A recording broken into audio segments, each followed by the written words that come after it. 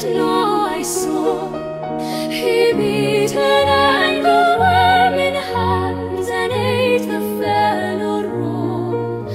And then he drank a dew from a convenient grass, and then hopped sidewise to the wall to let a beetle pass.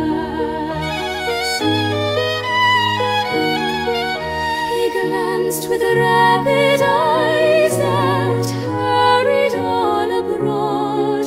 They looked like frightened beads. I thought he stirred his velvet head like one in danger cautious.